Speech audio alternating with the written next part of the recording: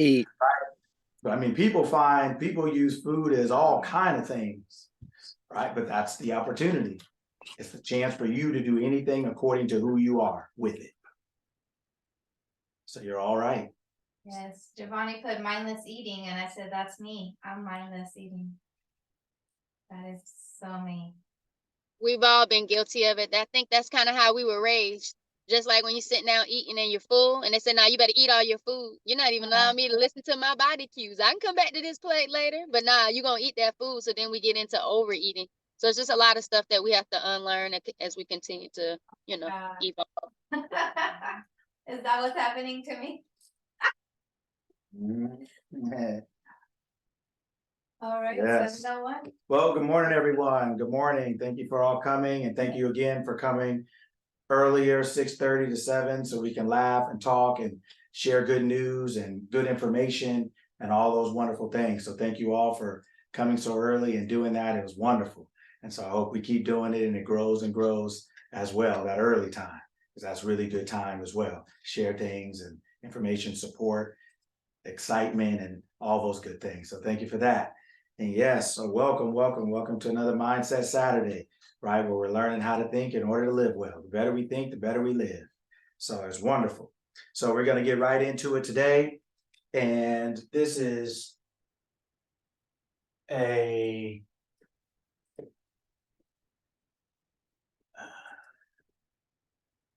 something for people. Okay. Everyone see that? Who knows, who has heard of or seen or understands this concept?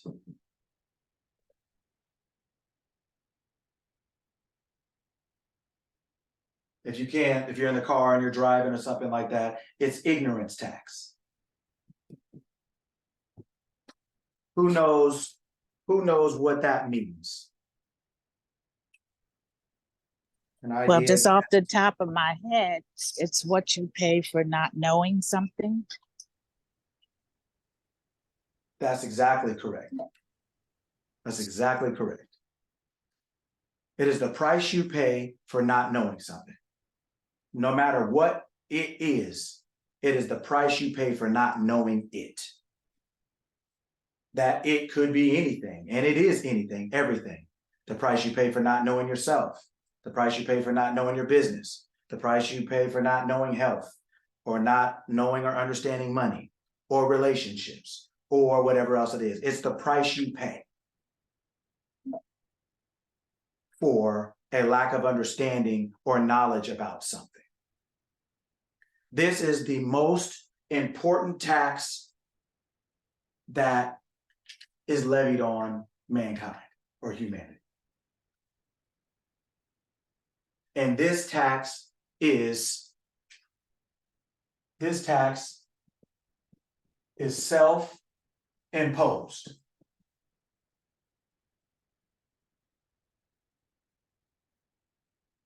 This tax is self-imposed. We are taxing ourselves. We're either giving something away or we're losing something. We're paying for something. But because it's an ignorance, we're not getting anything back. We're simply just losing. This ignorance tax is self-imposed. So everything that we don't know, when we don't know something, that's missed opportunity. Missed opportunity to increase our wealth, increase our health, improve our relationships, whatever the area of ignorance is. The cause of all sin. And we understand what that word means, right? It means mistake, it means to miss the target. The cause of all mistake is ignorance. It's a lack of understanding. Technically a lack of knowledge. Causes all missing of targets, all missing of marks, all missing of goals, all missing of desired outcomes is dictated by ignorance. Ignorance meaning not knowing what you're doing or not being aware of the outcome of what you're doing. So sometimes we're just not aware of the outcome. Sometimes we know what we're doing, but we think we can predict the outcome. And a lot of times we can't, whether we're completely off or the intensity of the outcome is different than we thought. But all of it is done in ignorance. It's not knowing better, not knowing correctly. And every time that happens, we are taxed. And that tax is self-imposed, self-inflicted, self-experienced. This is the most important tax you will ever pay. And you're literally paying it from yourself to yourself, whatever it may be. But ignorance tax. People worry about property tax, sales tax, all the other taxes, gasoline taxes, all kind of taxes, especially if you're in California. This is every tax you can imagine. State tax, there's everything, right? But this is the most important tax you'll ever pay, ignorance tax. A lack of understanding will cost you in whatever area that lack of understanding exists. So it is important always to be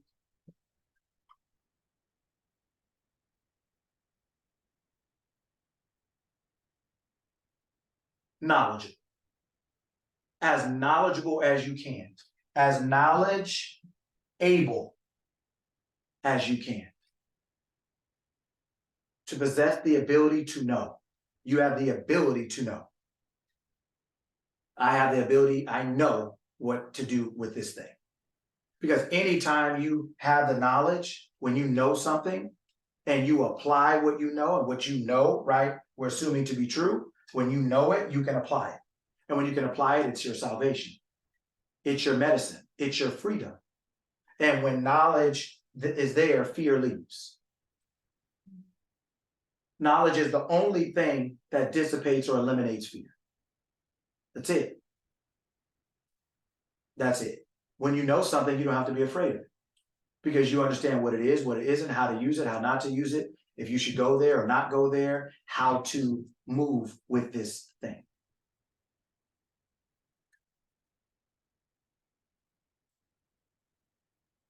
So this ignorance, we have to be mindful of and aware of constantly growing our knowledge, which will increasingly eliminate our ignorance. You don't know what you don't know. None of us do.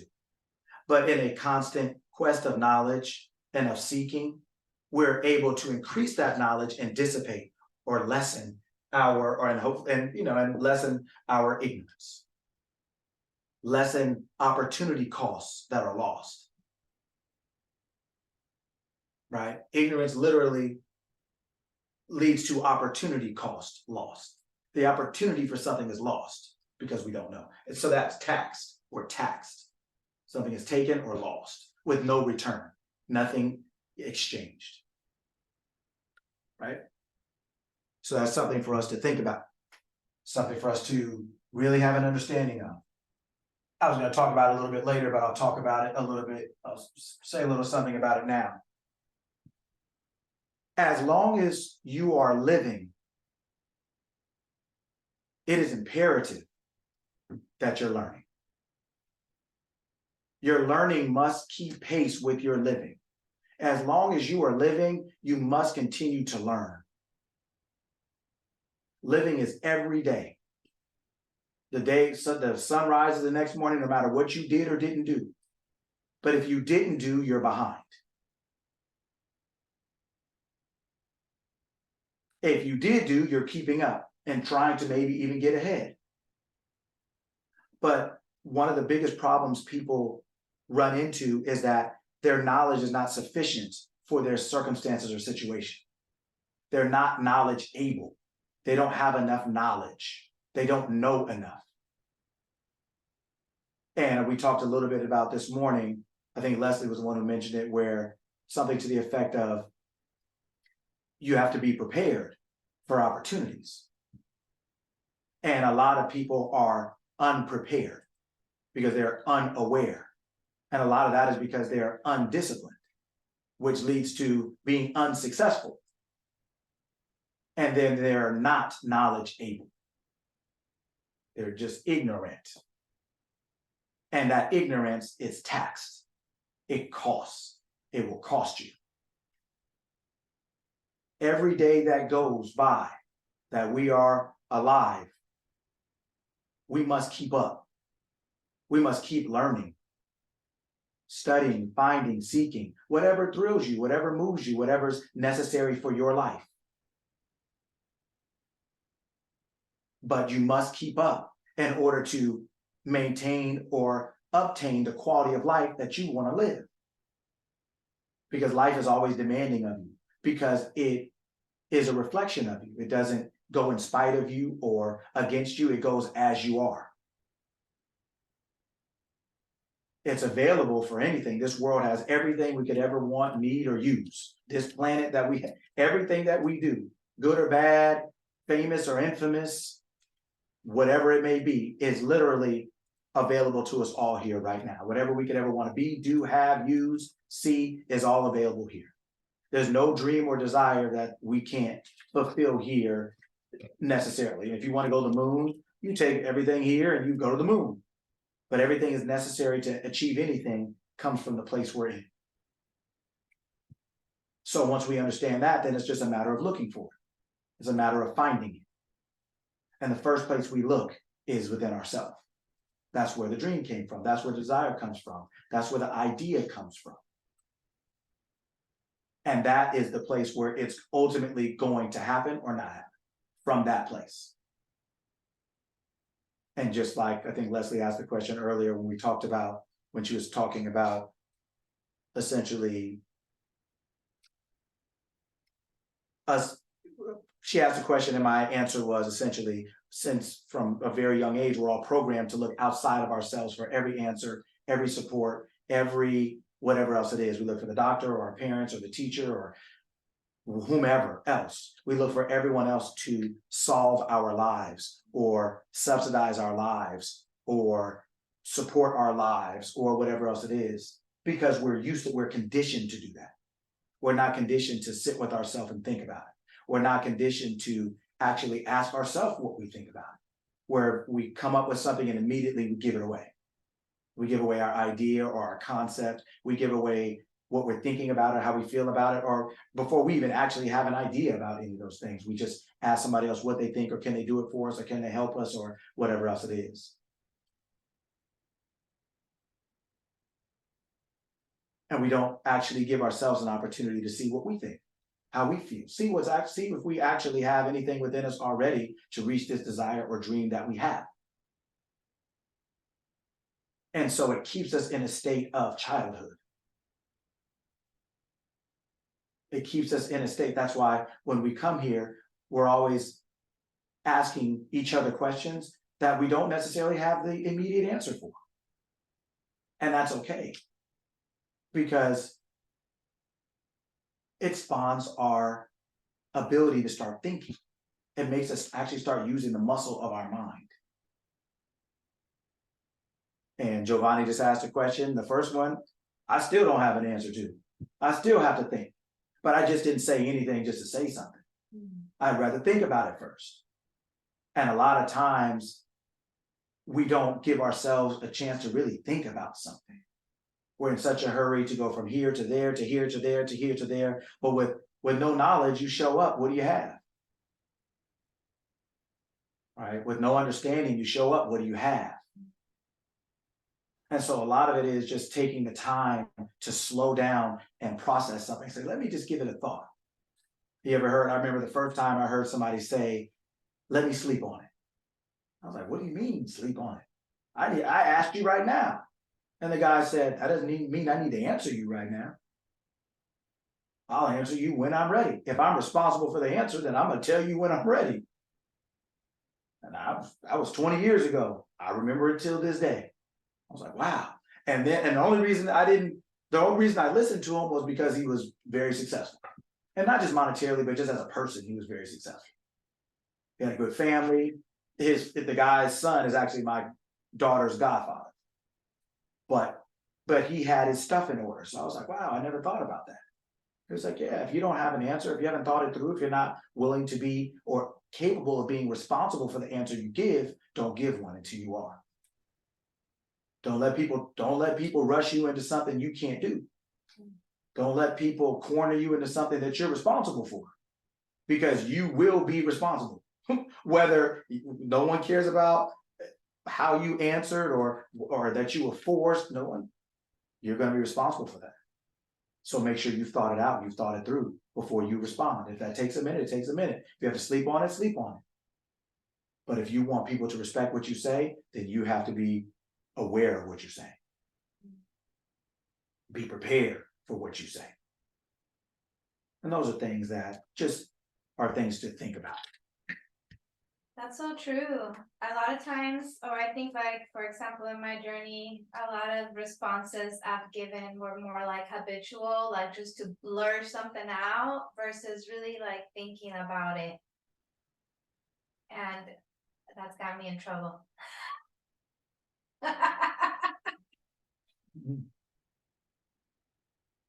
Yeah. Remember we talked about a couple months ago when someone says, you ask someone a question and they say something. And we talked about, well, what do you mean? And we realized how many times if you ask that second question, how the first question or the first response changes. Maybe not completely, but significantly enough to realize, like, did you hear what I said? Did you think about what you were saying before you said it? And you really have to start realizing that people are used to giving standard answers. Almost like when you email someone at work and automatically it bounces back an out of office email, like I'm out of the office for a day or two or a week. It's just a bounce back. There's no thought, it's just a pre-programmed answer to something. Right. And most people are living on pre-programmed answers. And at least the out of office email you got to write, or you got to at least put the dates in.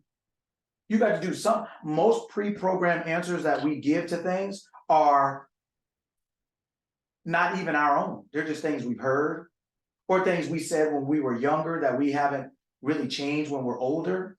They're just things that we just throw out. Somebody asked this is my standard answer with no thought, no caveat, nothing new that could actually be used to gauge or to respond to this new scenario.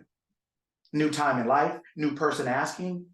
I may be in a different area of life as far as I may be older, I may be younger, I may be making more money, I may be living in a different place. How can I necessarily give the same answer that I would have given when I was 14? Okay.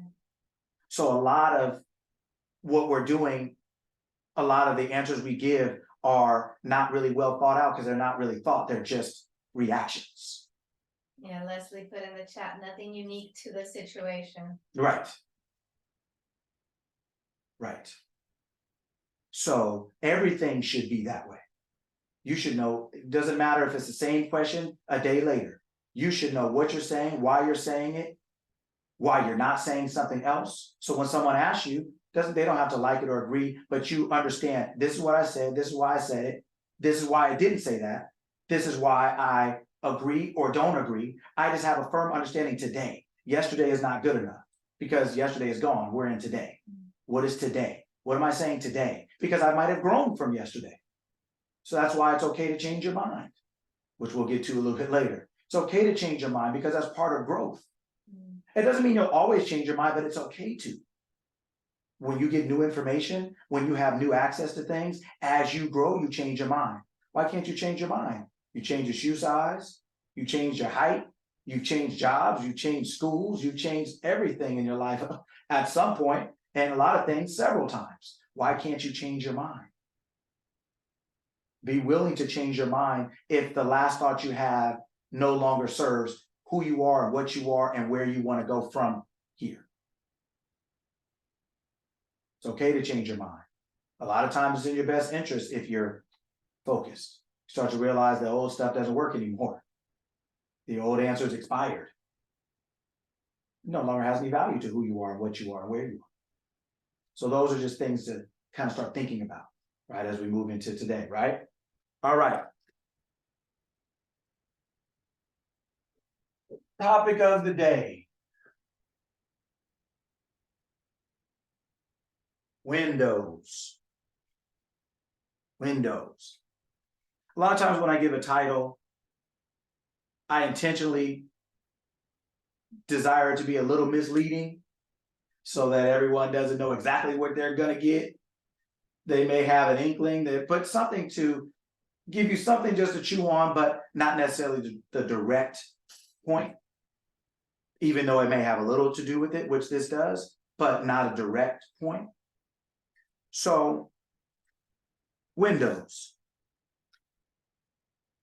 Whether you're in a car or a home, right, and you're looking out of a window, you are seeing whatever you're seeing from where you are and from what window you're looking out of. So if you're driving a car and you're looking through the windshield, you're looking straight. If you want to look backward, you literally have to turn around or you have to look in your rear view mirror. You have to look through something to see something. And from where you are, if you're in the passenger seat, it's going to be a little different. It's going to look a little different than the person in the driver's seat.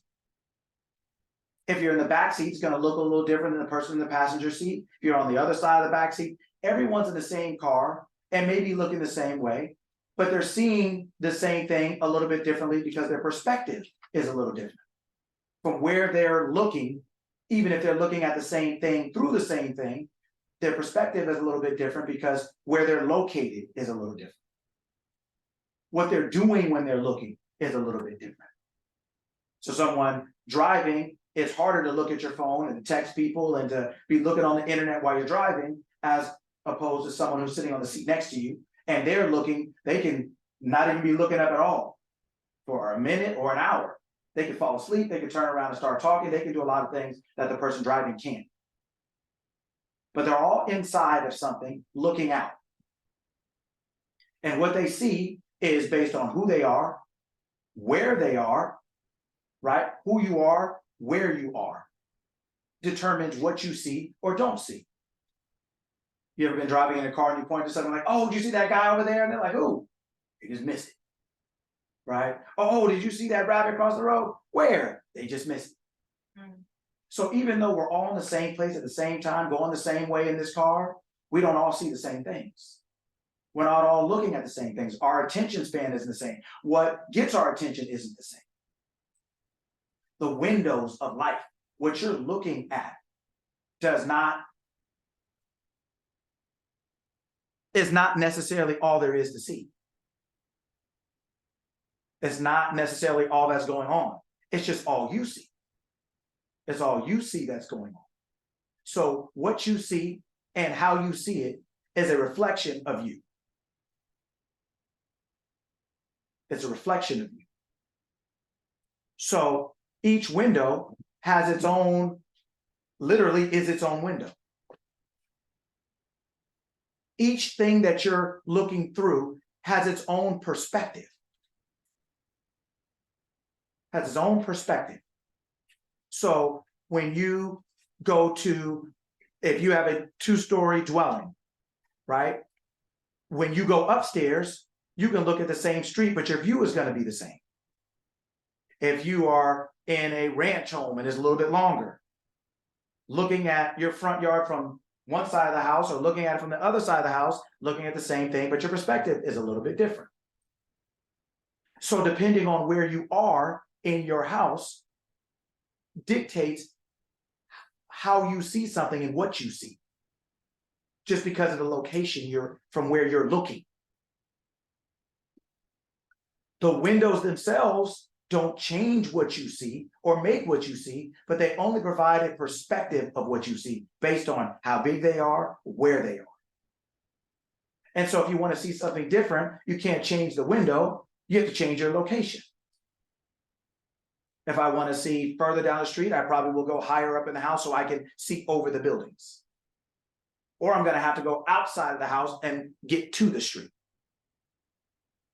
But what I'm looking at or what I'm looking for doesn't change just because I moved, but what I see of what already exists is expanded because I moved.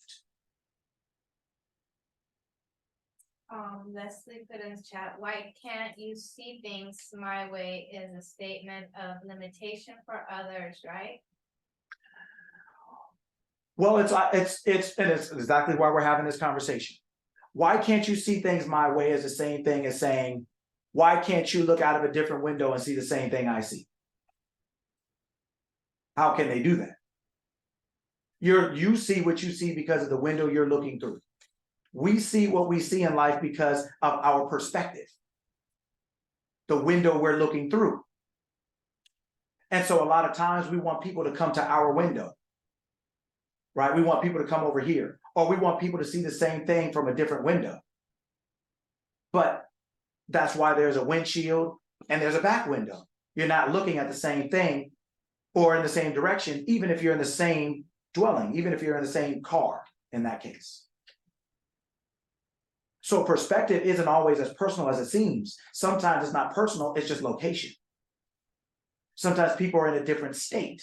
They're in a different place mentally. They're in a different part of the car or a different part of the house. So they can't see what you can see from where they are. But it's not that they couldn't necessarily, they can't see it from where they are. You're seeing what you see from where you are. So we're not seeing everything that exists. We're only seeing what exists from the state of mind, from the location we're in.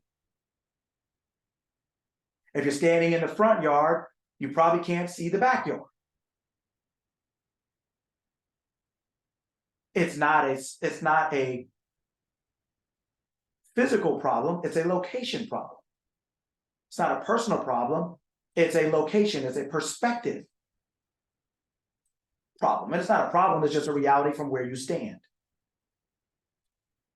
So the windows that we're looking through, the perspectives of our consciousness that we're looking through, are showing us the life that we see.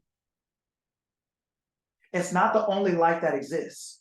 It's not the only life that's available. It's the only one that exists and is available to us from where we stand. And if we want to see the backyard, we just walk around the side or we walk through the house to go to the back. But we move. We move. It's not my definition. I'm not calling anyone else wrong. My definition of limited belief is every belief just has a limit. I don't have a limited vision, but I can't see the backyard from my house, from the front of my house. I can't see it. Not from the front. I have to go around the side or I have to go through the house to see it. It's not that it's limited, but it's just from here. It's not designed to see it from here. That belief that will not lead you, so it feels limiting. But it's for someone else, that belief may be great. I remember when I was young, I thought, man, if I can make $100,000 a year, I'm like, whoa, I'm rich. I made it. Right. I'm a millionaire. I made it, right? And then someone else, if I would have told that to, they would have thought like, oh my God, where'd all my money go? Somebody else thinks they made it. It's the same number. But it's the perspective that we hold of that number. The number itself is not good or bad. It's neutral. It's not for or against anyone. But according to who we are, our perspective of that number is different. If you tell Oprah, you made 100,000 this year, she'd probably pass out, probably faint. Right? You tell a 12-year-old that, and they're gonna feel like, boy, they may drop out of school. They might have thought they just made it. I'm rich. I'm Rick James. Right? I just listened to this podcast earlier this week and it said if Bill Gates woke up with Oprah's money, he would jump out the window or something like that. Mm-hmm. That's interesting how you just said that because I literally just heard that. Like I want to say yesterday. Mm-hmm. It just goes to show you that beliefs or windows or perspectives are just based on who you are and where you're standing. And if the perspective is not what you want to see, then you're gonna have to be willing to move your location. You're gonna be willing to change your mind. You're gonna have to be willing to go somewhere else so you can see something different. If we're unwilling to move, we're going to be unable to see anything different. And a lot of the limitations we feel are because we're unwilling to move. We're saying, okay, I can't see the backyard from here. So you know what, instead of going around, instead of moving, I'm just gonna work on knocking the house down. So now all I did was create a bigger problem than I had initially. And you're never solving a problem if in the attempt to solve it, you create another one.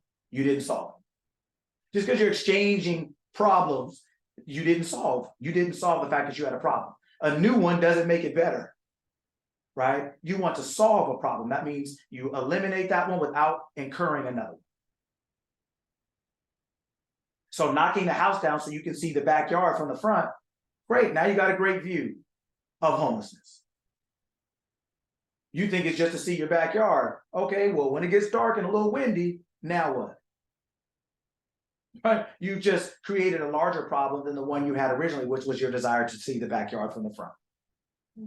So a lot of times we are knocking down the house from where we stand because we're unwilling to change our location. We're unwilling to look through a different window. We're unwilling to move to see something differently. So we create more work for ourselves to stay where we are, instead of being able to turn our mind and say, is there a different way to see this? Is there a better way to see this? Is there something else? What else can I do here? You know what? Maybe there isn't something I can do here. Maybe I need to move. Maybe I need to change my mind about how I'm seeing something, how I'm thinking about something, what I'm saying about something, what I'm confessing about something, what I'm affirming about something. Because from here, it's not cutting. But it's not that that place is bad. It's just not the right place for you to see what you want to see from there. So you have to be willing to move. A lot of things we talk about, they're not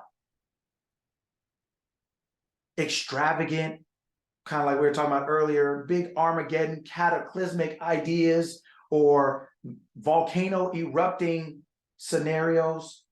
Just as you get better in learning how to think in order to live well, things get easier because your skills get better. You learn how to move with more savvy. Everything isn't so loud. Everything isn't so loud. It's almost like kids when they're in summer with like $3 worth of quarters in their pocket and dimes and nickels. You can hear them running down the street, money falling all out their pockets, smiling, laughing, going to the ice cream truck, but it's loud. Everything is loud. We're adults, right? And you have money that folds in your pocket, it's quiet, right? You walk quiet, you're quiet, you're more quiet.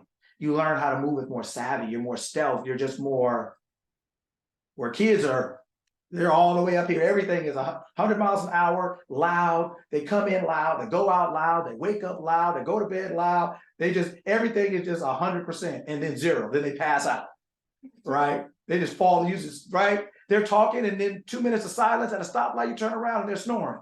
You're like, what? Can't even be quiet when they sleep, right? So it is important to understand that what we're seeing is because of where we are. But what we're seeing is because of who we are. And what we're seeing is because of who we are and where we are. So who we are determines what we see and where we are. And in order to change what you see and where you are, the first thing you have to change is you. And the first place you change you, and the only place you really change you, is here. Is in the story you're telling yourself about you. Because the story you tell yourself about you is what then dictates how you see what you see. Everyone didn't see COVID as a problem. Not everyone. A lot of people did, but not everyone. Everyone doesn't see the same things as problems. Some people see them as a huge problem. Some people see it as no problem. Some people are trying to figure out how to see it. But everything you see is a reflection of you, meaning how you perceive something is based on what you are, right? When the ice cream truck rolls by and you're at the park, to buy an ice cream for you is no problem. For a 5-year-old who wants that ice cream, it's a problem because they don't have the means to do it without you. So the ice cream truck is neutral, but the one person who wants it and can buy it, it's cool. The one person who wants it and can't, it's a problem. So the ice cream truck, COVID, a recession, a depression, health, all these things are neutral. But they all are perceived by you based on who you are, on who you believe yourself to be, on who you think you are. Who you think you are determines and dictates how you see this thing. Is it a problem for you? Is it a big one, a small one? No problem. It's the thing itself is neutral. But your perspective, how you see something, is based on who you are. Where you're standing in relationship to it is based on who you are. Whether this can affect you or not is based on who you are. And so the more you develop who you are, and when I use the word develop, I mean more become acquainted with who you are. Within you is everything you'll ever need to be any and everything you'll ever want. So that's not something that you have to develop. It's something that you have to become acquainted with. It's something you have to understand that you already have access to. When you go to a grocery store, you're not developing anything. You're shopping, you're picking.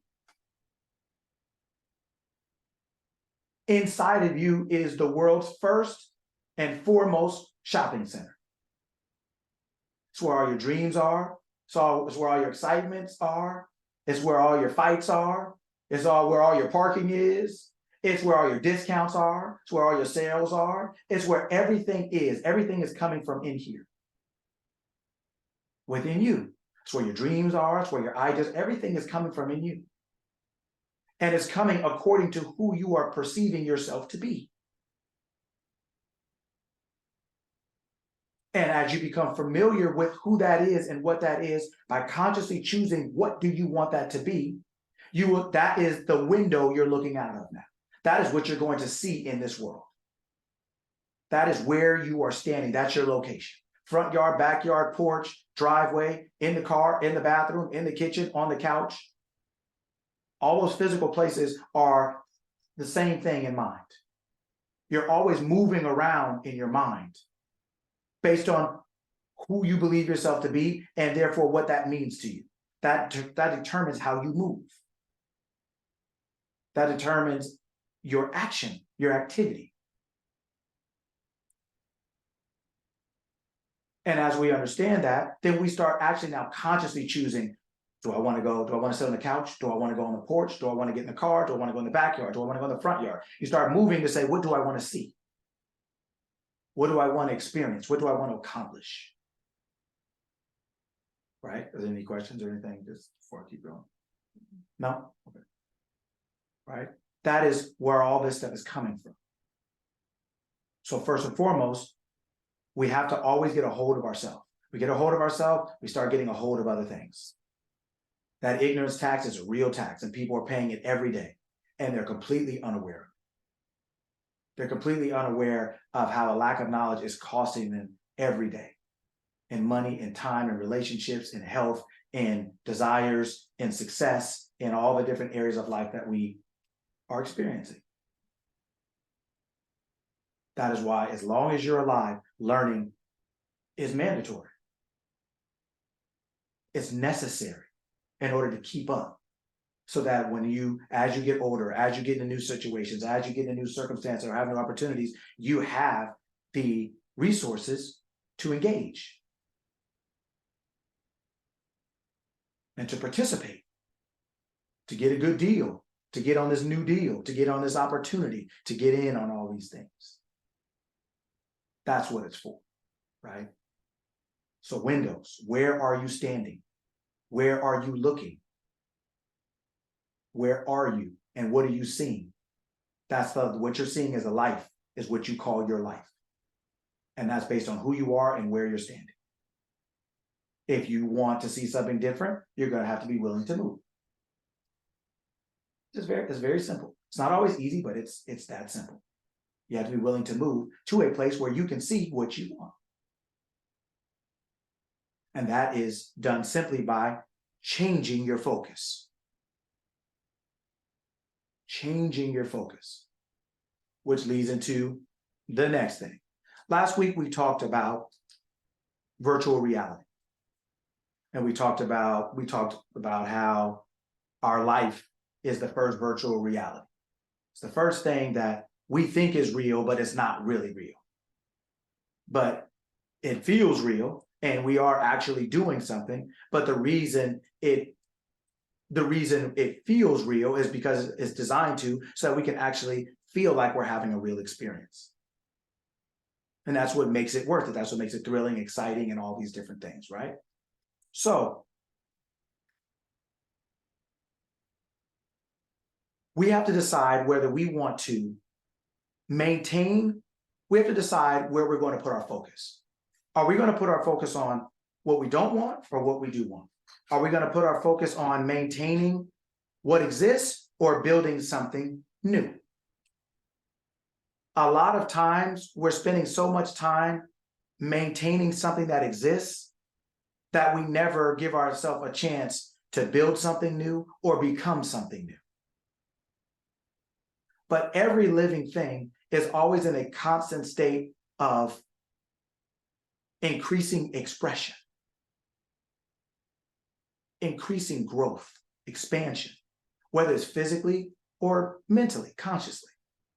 It's a part of our natural life cycle, is to grow until we so-called die or move on. But anything that's not moving is stagnant. Anything that's stagnant smells and dies, or dies and smells, however you want to say it first. But stagnation is death, essentially, because life will keep going. It doesn't wait for you. Life keeps going. So we're in a constant state of learning and choosing. What do we want? Do we want to continue to spend our resources on maintaining what we have? Or do we want to start putting our focus on building new things for ourselves, new experiences, new ideas, new opportunities, new growth, new friendships, new money, new relationships, and it doesn't mean throwing out the old necessarily, but it just means continuously expanding so that you're either growing larger within something or you're growing out of something. But you're always growing. We always are growing. We have to make that a conscious effort or become conscious of that so that we choose the direction and the areas that we're growing in. We're always growing. That is life. Life is about eternal expansion. And so a lot of times we stop ourselves from expanding because we stay trapped in where we are. Right? Your attention is you. It is you in action. It is the power focused on something. So we talked about virtual reality. When they put the glasses on your face, it has your full undivided attention. When you're in the movie theater and they cut the lights out and they close the doors and everything and they close you in, they have your full undivided attention.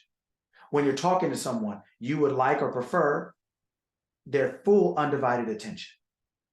When social media is designed to get your full undivided attention. Casinos with no clocks in them, and it looks the same time all day, whether it's day or night.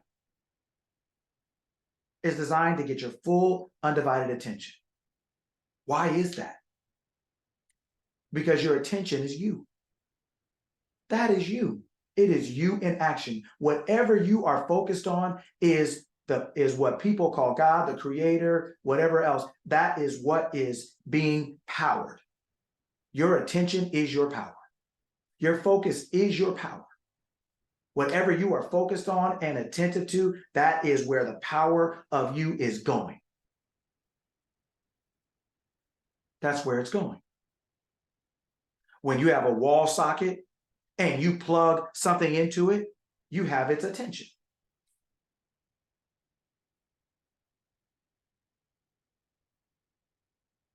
You have its attention. That's why you plug into it, because you want its attention. And so it's going to give you its attention. It's going to give you what it has. Your attention is what you have. Your attention is what you have to offer. It is who you are in action. So where you place your attention is literally where you are giving your life, your physical experience.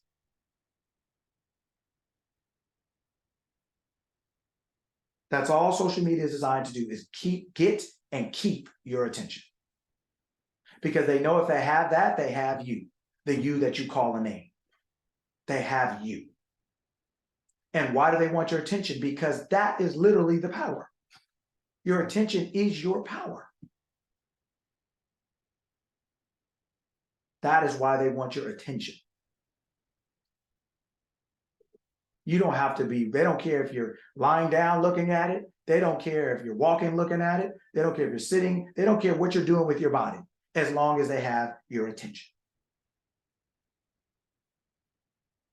Your body is the least important part of you. Your attention is the most important part. Where you are putting it is where everything is happening, is why everything is happening. That is your window. That is what you're looking, that is what you are looking at. That's what you're focused on. That's what you're paying attention to. That is what you're seeing.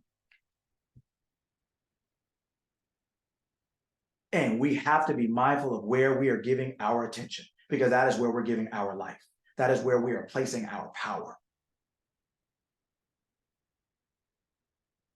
And wherever you place your attention is where your power is going, but that is what you're increasing in your life. That's what you're increasing your experience of and with in life, is where you're placing your attention. And so the goal is to create the skill of consciously choosing where you place that. Not having someone else make you move it. Not letting fear make you move it. Not letting doubt or any other thing that would make you, that would influence you to put your attention somewhere you don't want it to be or it shouldn't be. That's not in your best interest. Wherever you are focused, that is what you are expanding in your life. Because you are the power to create everything. Nothing is created without you, and nothing was created without your attention. So nothing is sustained or maintained without your attention. If you don't clean your house, it won't clean itself. If you don't clean your car, it won't clean itself. If you don't clean your body, it won't clean itself. Because none of those things are living without you. Wherever you place your attention, you're giving life to. Your body is only alive because it has your attention. Your business is only alive because it has your attention. The relationships you have, what happens when you call somebody and they stop calling you back? After a while, they lose your attention. And if once they lose your attention, they've lost the relationship. Even though your body is still alive, even though everyone else has said, hey, have you seen so-and-so? Yeah. Well, man, she won't even call me back. Essentially, to them, you're dead. Essentially. Because they can't get your attention. Whatever you give attention to, you're giving life to. Because you are the only life. You are the only power that's making all this happen and all this work. So every area of your life, what type of attention are you giving it? Some, none, a lot, right? How much? And then what kind or what type? Good attention, caring, loving, attentive, focused attention, or just distracted attention? Limited attention, exhausted attention, obligated attention. Look at every area of your life and look how much and what type of attention you're giving it. And you will see why it's alive or not, whether it's on bed rest or whether it's up running a marathon, whether it's on life support or whether it's out here balling till it falls, In It- these streets. right? It's all based on your attention, because nothing can go on without you. Like I said, the house doesn't clean itself, the body doesn't clean itself, the mind doesn't clean itself. Nothing is going on without you. And you in action is your attention. It is your attention. Where are you placing it? How long are you keeping it there? Same thing. That is your power in action. Your consciousness is your power. Your consciousness is just ability. Your attention is that ability in motion now. It's now saying, okay, I'm going to turn it and I'm going to hit the gas going this way. I'm now going to off into it. I'm now going to give it life by giving it my attention. Right? So everyone and everything is fighting for your attention. There's a reason, because it's you. Your body is not you. Your attention is you. You ever been in a room and you're calling somebody and they're looking at something or doing something and they can't hear you because they're so focused on something else, their attention is occupied, and you keep calling them and they haven't answered yet, but you keep calling them even though their body's right there, you can see them. But that's not enough for you, because you know, if you don't have their attention, you don't have them. That's why everyone and everything is fighting for your attention. And your attention is your life. And so, what are you giving your life to? Your attention is your life. So what are you giving your life to? Your attention is second by second.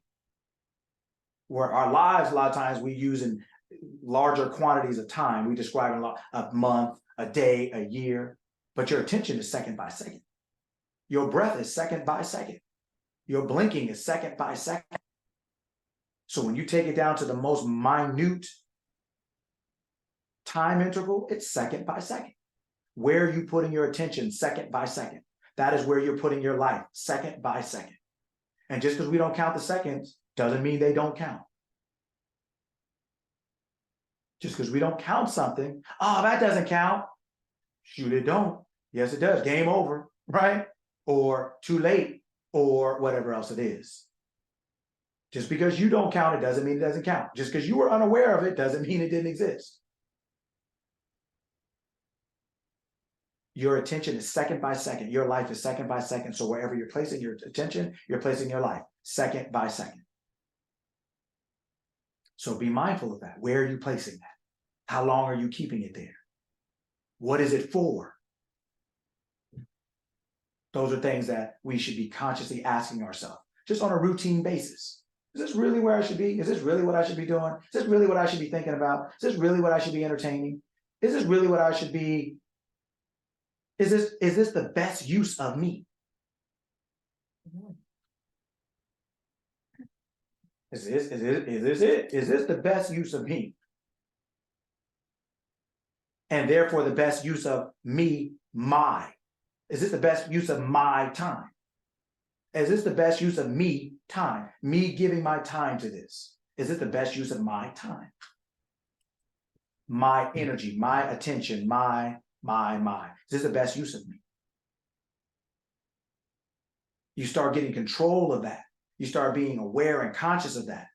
And then you'll start, if you paid attention to your life the way a 15-and-a-half-year-old pay attention to themselves driving in driver's ed, things would be a lot different.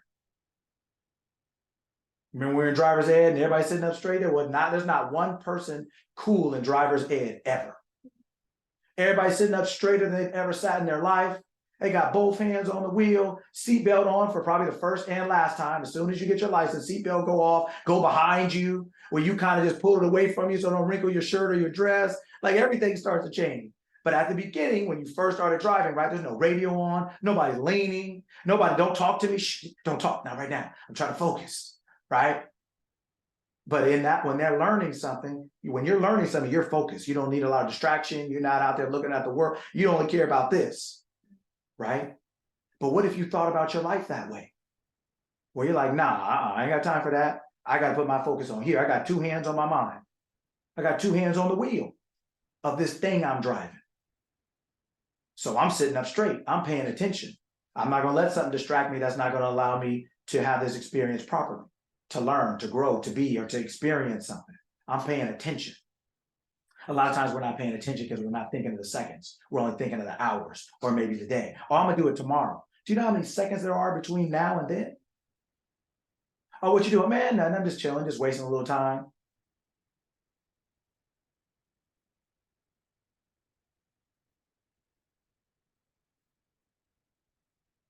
We don't mind wasting because we think we're wasting seconds. Like we think, oh, as long as it's not an hour, it's not 2 hours, not 3 hours. Seconds are valuable. You can't have an hour without one. So how many of those valuable things that make up the thing you think is valuable, how many of those can you waste and still get to the hour? Somebody was born on a second. Somebody died on a second.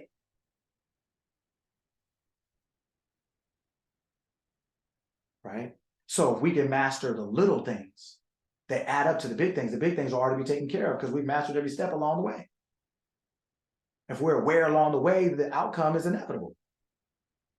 But a lot of us we skip so far that now we have these Herculean attempts to make up all the seconds we missed. That we weren't paying attention, that our attention was somewhere else, that we weren't focused on where we're giving our attention, what, where, who, when, why, or wherever else it is. Everything is an opportunity. Every second is an opportunity for you. Right? So when they say time is money, to me, time is opportunity. Because you cannot have an opportunity without time. People who are out of time in the graveyard, what opportunities they have? You don't have an opportunity without time. More valuable than money. It's more about it's opportunity. It's opportunity. You have the opportunity to be anything and everything, but you can't exercise that without time. You need the time to do it. You need the time to do it. Time is your opportunity. It's your greatest opportunity. It is your realest, truest opportunity. You need time to do anything you do. Without it, you can't do anything. People who are out of time are out of everything else too. Immediately. Once time goes, everything else is gone with it.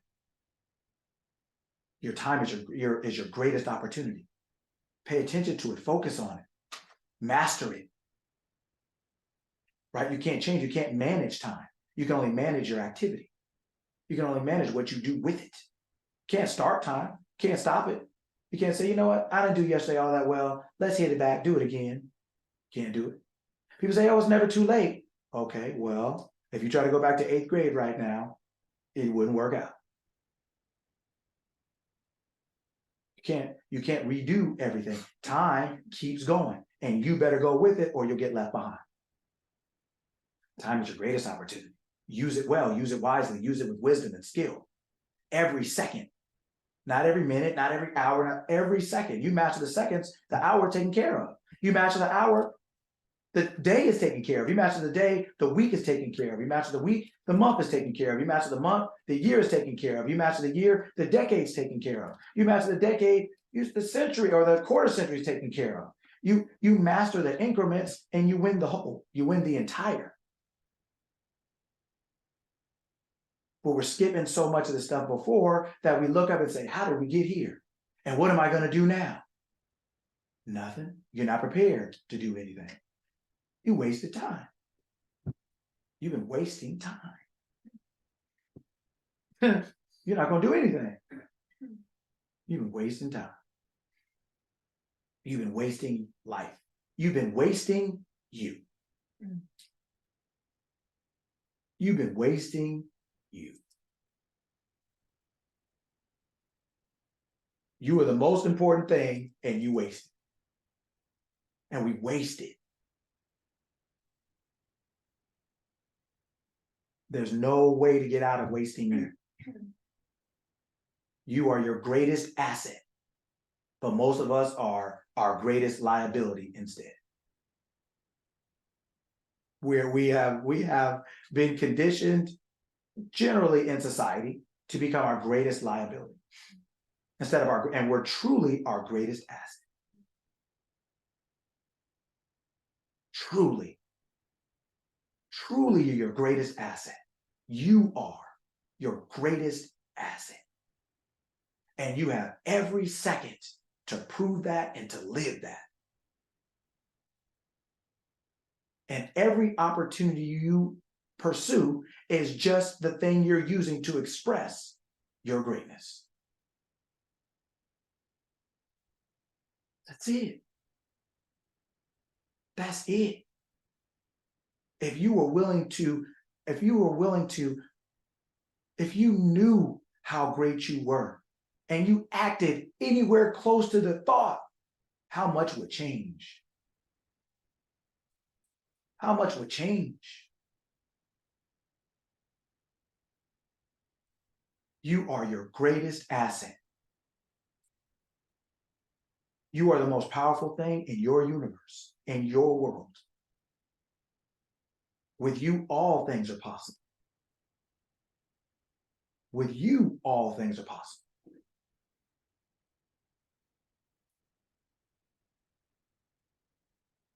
With you, all things are possible.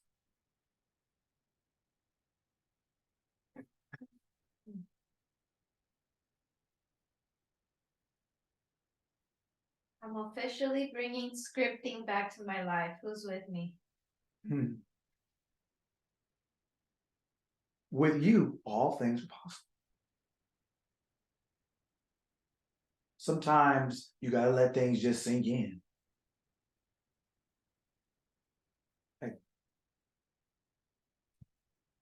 We don't have to know 1,000 million zillion things. Sometimes, a lot of times, just the most important things. You are your greatest asset. You are the most powerful thing in your world. All things are possible with you. Every dream you have, every desire you have, every business you create, every relationship you're in, everything that you're in is a reflection of you. What if, in my best English, what it do? What it looking like? What's it looking like? What's it doing? How's it working? How's it going?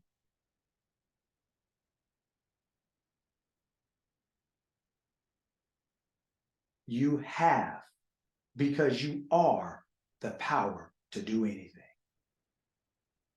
You have the power because you are the power to do anything. Your dreams, everybody pay attention. Pay attention. Your dreams / desires, let's just say they're the same thing right now. Your dreams / your desires are not dependent upon your circumstances. Your dreams, your desires, the things that come up within you that you want to be or do or have are not dependent upon where you are and what you are now. They're only dependent on the fact that you are who you are. Does everyone understand that? Your dreams and your desires, the things that come up within you to be or do or have, are not dependent. They're not based on who you are now, like as far as what you've done in your life, where you are in your life, what you haven't done, or they have nothing to do with your circumstances right now, where you are. They have nothing to do with it. They only have to do with who you truly are.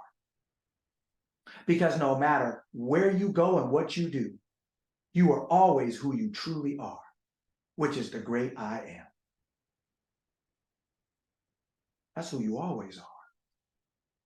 Just because you forgot it doesn't mean it's not true. Doesn't mean it stopped being true. Your dreams and your desires are completely independent of your circumstances. They have nothing to do with it.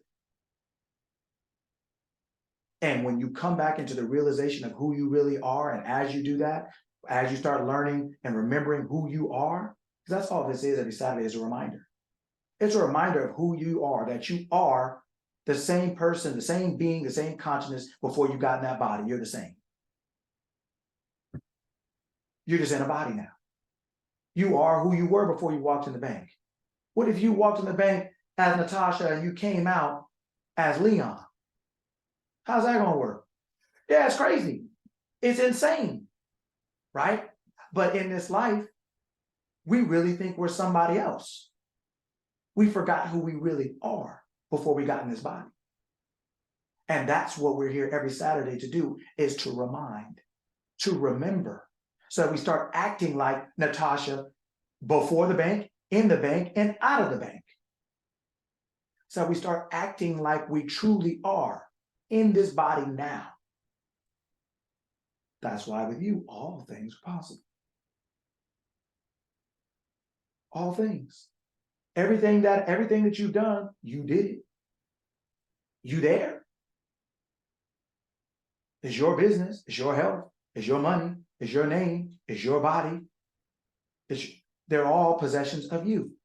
Not you the name, you the being in that body with the name.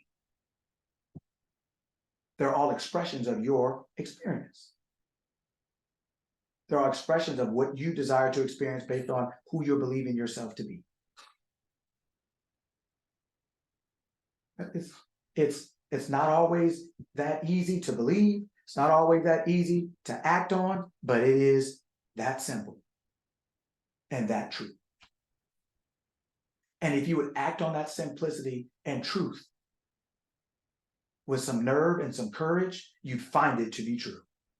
You would prove it to be true. That's why it says what? Be a doer of the word and not a hearer only, deceiving yourselves. When we become a hearer only of something on Saturday, on Sunday at church, or on this or that, when we become a hearer only of anything without doing, we are deceiving ourselves thinking we know. That's why it says that in the book. Be a doer of the word and not a hearer only, deceiving yourself. We are deceiving ourselves to think because we heard, we know. Because we know of, we know it. Or we know him or know her. I know of Michael Jordan. I don't know the cat. I don't have an experience with it. It's the same thing. When you have information, just because you know of something doesn't mean you know it. And just like Darren Hardy talks about in the compound effect, if you say you know something, it should look like it. Show me your life should look like what you say you know. Okay, cool, I know that. All right, show me that. Show me how you know that. What do you have? What can you prove to me that shows me you know that? Ooh, we're back to that. That's all this is about, is proof. We can go on 1,000 different chats, on 1,000 different YouTube channels. We can, you know how much information is out here? We can all be talking about something or listening to something. But and I'm just talking about for us, the only difference between this and other things, or that we have in common with other things that are like it, is that we're about that action. Because it's all about the proof. We're not here to theorize. We got enough religions, we got enough philosophies, we got enough theologies, we have enough ideas, we have enough of everything that we could literally never have to do anything and listen to new ideas every day. That's not what we're here to do. What we are here is to remember just enough every Saturday, as much as we can, and just enough to try something else, to prove it bigger, to prove it better, to live it better, to live it well, to grow and expand and prove who you are. We're not here to theorize. We're not here to come up with some new ideas. We're not here to come up with some matching outfits. We're not here to come up with a new clubhouse and a new this or that. We're not here to create some new organization or that's not what we're here to do. It's not what we're really here to do. Now, if we decide to get together and call ourselves something, okay, cool. But that's not what we got together for, to call ourselves something. We're not here because we don't have anything else to do on Saturday, right? Nobody here is bored. Nobody here is not busy. We got business owners, we got parents, we got both. We have all kind of people on here. Right? It's not because a lack of things to do. We're here to learn and then apply and come together every weekend to do it again, to learn, make adjustments from what we learned because of what we did. We're not coming here just to soak it up and soak it up and soak it up and do nothing. There's no point in coming if you're not going to do anything. Not for me, for you to take this information to do something with it in your life, for your life, not for me. That's why I don't tell people what they should be or shouldn't be, can or can't be. I tell you can be anything you want. It's true. I tell you that it's true. But I don't care what that is. As long as you like it, I love it.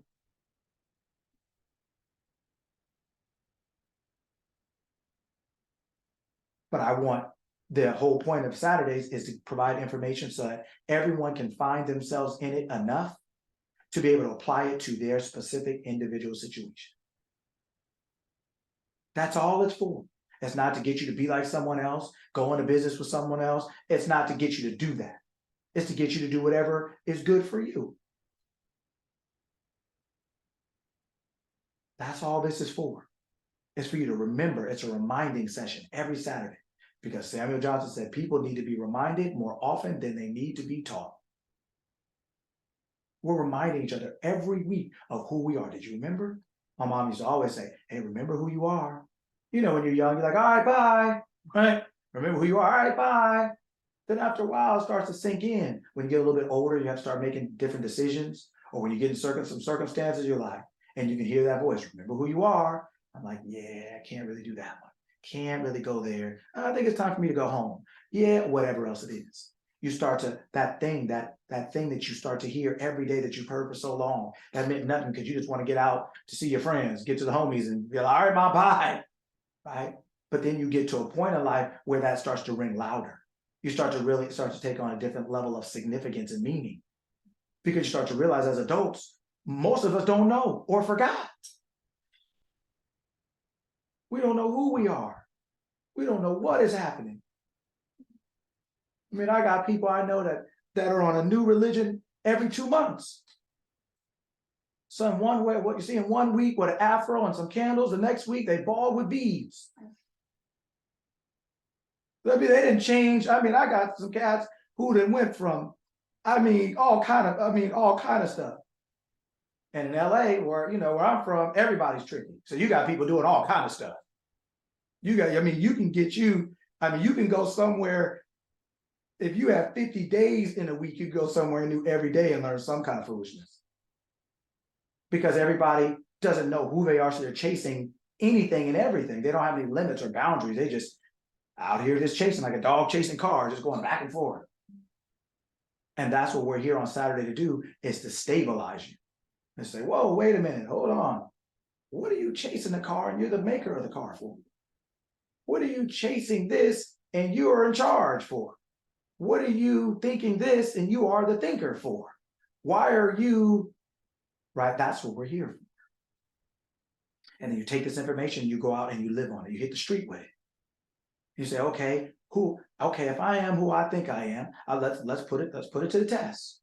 That's what we do here. We put it all to the test. We want all the smoke. Why are we going out here and living? We're about that action here. We're not about philosophy and theology and hermeneutics and hermeneutics. We're not about fancy words and fancy. We're not. That's not what this is for. It's about learning how to think so we can live well. Remembering who you are. You can't think well if you don't know who you are. You just can't. If you're not in your right mind, how are you going to do the right thing? Right, that's what this is for. And that's what we're doing every time. That's what we're doing all the time.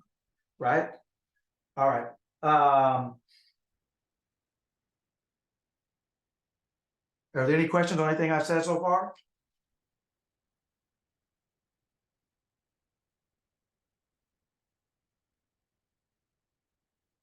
No, yes, no, maybe so. All right. All right. So, Leslie, yes, you did it? yes.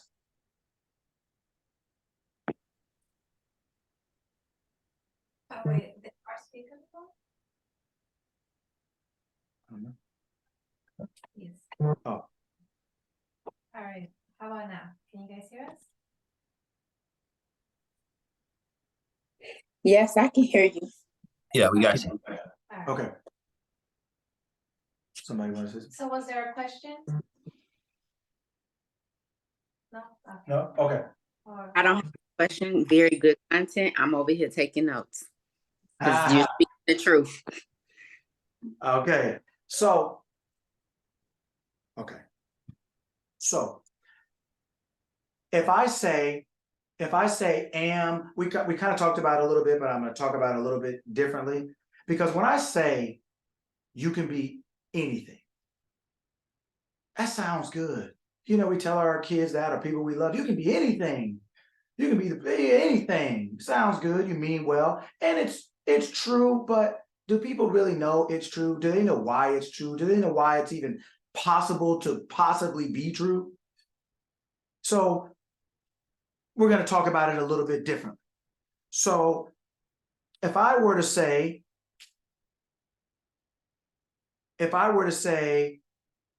am hate, does that make sense?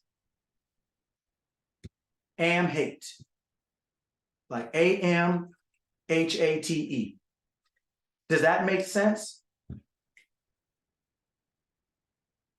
Anyone? I say no. No. Okay. What would I have to say? What would I have to put in there? And I. I am.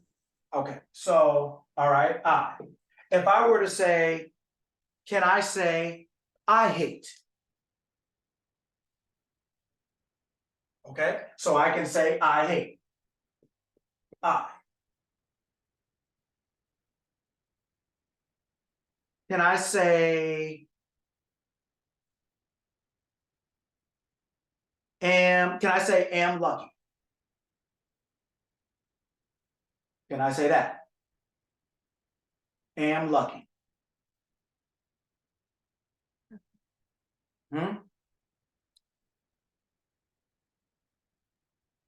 Yes, no, Not maybe if you so. want it to make sense.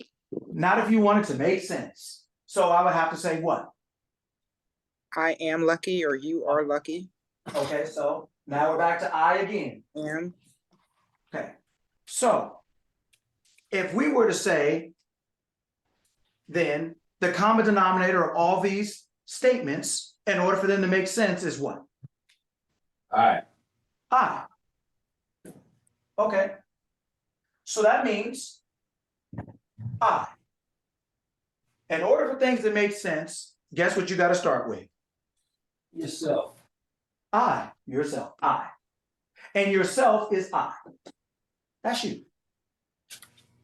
In order for things to make sense, or for it to make sense, for grammar to make sense, for the sentence to make sense, for life to make sense, for you to make sense, for things to make sense, you have to start with I. I is you. I is you. That's who you are. I. What is I? I is just consciousness. It is unconditioned consciousness. It is electricity. If I were to use a metaphor, it's electricity. It's just something that is. Regardless of whether you do anything with it or not, it is. Okay. Now, if I were to put, so I is consciousness. I is consciousness. Okay. So what's the next thing we say? If we say I, if we're describing ourselves, what's the next thing we say? Am. State. Am. I am. What is am? What is am? Existence. Being. No, that's I. So when you said existence being, what do you mean? What do you mean? Assuming some type of, not a position, but assuming some type of state. I am. Am is going to precede what the state is. So then am is what again? You said I am precedes the state, but what is, so we describe what I is, what is am? Assignment. Your whatever's coming after it is assigned to I. Whatever's coming after am is assigned to I. Yes, that is Yeah. true. But what is am? What is this? It's like the connector, the bridge. That's what it is. Okay. It's the connector. It's the bridge. It's the conduit. Huh? The conduit. It means like the thing through which something is going. Like a vessel. Like the vessel. Right? And so, give you an example. Electricity, when you have a plug in your wall, right? When you have a plug in your wall, right? You have the little things right there, right? What is that? An outlet. Yeah, but what is it? Access? Oh, yeah, okay, what, yeah, okay, keep going. What is this? And Okay, It's the conduit. no, what is it? Source? Connection. It is the, watch this. So let me give you, it's a little tricky, but watch this. So the outlet in this example is the eye. Right, it's the eye. It's the thing that you're going to get power from. What is just imagine you have a cell phone. Then what is the am? Power cord. The power cord is the am, is the conduit. And then what is the expression? The phone. Or The phone. The phone, yeah. The phone.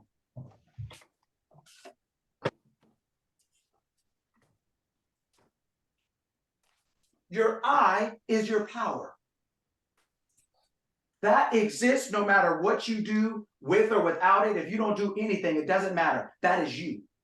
You don't have to do anything to be you. You are you. You always have, you'll always be. You are you. Am, the cord now, you're going to take a cord. You're going to take something that you want to power the outcome with. That is your state of being. So that's when you're saying, okay, I am, I be, I do, I'm being, I'm doing. It is what you are now using this thing to attach the power to the outcome. But you have to have a state, a statement. So that's why am, Lucky, didn't work. I had to do it. But really what we're saying is well, I'll get to that in a second. So the outlet is the I. The am is the conduit. It's the cord that you're going to attach from the wall, from the power source to the outcome. There has to be something in the middle. Right? Natasha put in the chat declaration. Yes, it's what you are now going to forming yourself. You're going to take the power and the outcome, and with a declaration, you're going to attach them because they're separate at first.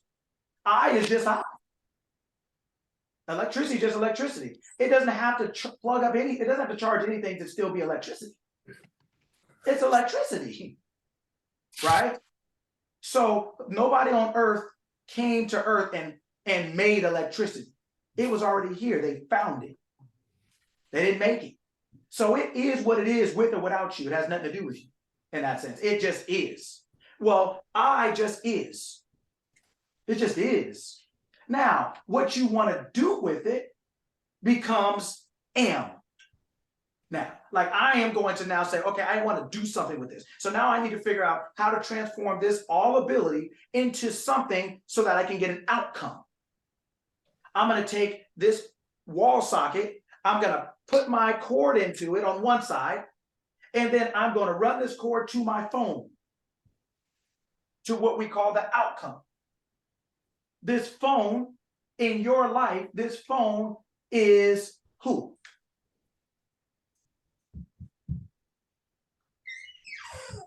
In your life, this phone is who? Me, Veronica. Is Veronica. Is your name. Veronica, both Veronicas. Natasha, Kari, Cynthia, Justin, Mona, Johnny. That is the phone. That's the outcome of the decision you made to get into this body.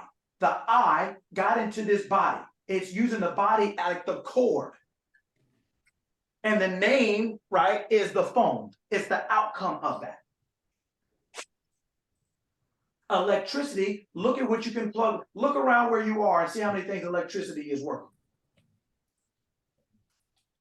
Every light, the phone you have, everything is working off electricity. Because when that battery dies, you plugged it up to get to this call and be able to listen, or your laptop, everything is running off electricity.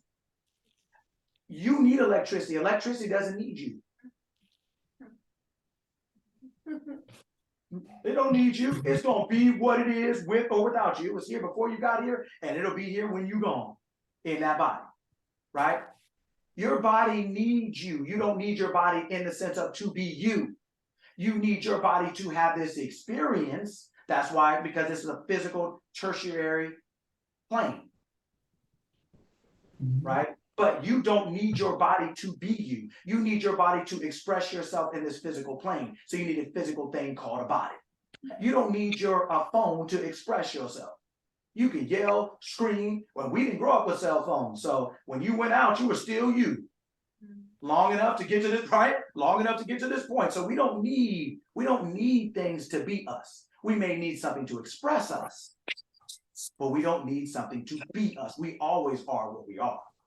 And we'll always be what we are, because we are that one being, the I. The I. The am is just what you're using. You're now conditioning it to say, okay, I want to put this all-powerful thing into a being. Like last week, when we talked about the state of Kansas, we took this whole planet and we sectioned off a part of it called Kansas. That's just drawing an arbitrary line, right? It's not necessary for it to be for the planet. It's just something that we want to use a certain way, a certain part of it. So we're taking our all capable, all encompassing self and now shrinking it down into this body. We're taking electricity that powers the whole world and shrinking it down into a wall outlet that we can plug in and get some part of it. But we're only getting not even a fraction of it, of what's available in the world in this little outlet. We're only getting a fraction of our power in this little bitty body we have. But all the power is in here, able to express itself completely and full. All this electricity in this house is nothing compared to the world, but it powers up everything you can put in here. Everything you can put here. So everybody all around us are all in different places. We're all using one thing, electricity. All of us are on here. We're using one thing. What is that?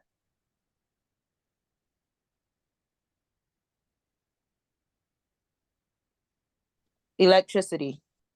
Say it again.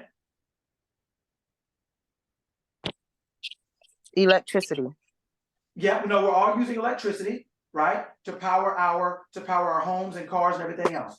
Now, all of us as people in here, we're all using one thing as humanity, as humans. What is that? Consciousness, the I. The I, consciousness, the I. So when we all think we're different, we're not. Just knock it off. We're believing ourselves to be different. And that's what makes us different, is the belief in difference. The belief in difference is what makes us different. Because whatever we believe, because of who we really are, becomes true, becomes facts. Everything that we've made, cars, clothes, beaches, everything else, only became true because we believed it. We assumed it to be true. So we brought it into existence by the belief and the assumption in that. We're all the I. And the I powers all of us. Even as individual humans. Electricity powers all of our instruments, even as individual instruments. Cell phones, laptops, cars, lights, stoves, refrigerators, right? The electricity is powering all these different things, but it's still only one thing. So, when I'm saying that you can be anything, what I'm saying is whatever it takes to be something, what does it start with? So. Yeah, but what is that?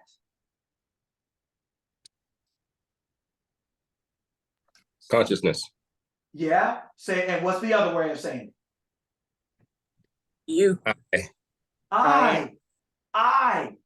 We all, it's I. It's I. And if we all have to say I, then anything that someone else is being, or any dream you have, you can be. Because you have to say I, just like they have to say I. No matter black, white, man, woman, rich, poor, no matter, it doesn't matter. In Africa, Asia, South America, North America, Iceland, Greenland, Finland, doesn't matter. Everyone has to say the same thing because we're all powered by the same thing. This first thing, I. You can't say anything else before it because there is nothing else before it. It is the Alpha and Omega, the beginning, the end, the first and the last, the author and finisher of your faith. The author and finisher of your expectation, of your assumption, of your belief. It is the thing that makes it so or makes it not. The thing that makes it possible or the thing that makes it impossible according to what you are conditioning it to be. That is free will. Free will is the ability to say, I, this. When you're in your house, you're exercising free will to electricity by plugging up into it whatever you want. There's no one there to tell you no. Now, you can plug up your light or you can plug up your head if you put your finger in the socket. Right? You can light up either one, your body or your TV, right? But you are electrifying something. You are giving life to something. Your consciousness is giving life to your body and to your world, to your experience. By believing itself to be. The am is now conditioning itself to something. So when I say you can be anything, it's not to make you feel good. This is not some kind of, like I always say, positive thinking situation. No, it is everything you do starts with the I, and all of us have that. If you have that, you have everything you need. Now it's just a matter of what you're going to do with it. You're not short on anything. No one gets two I's. No one's is capital and yours is lowercase. It's not that way.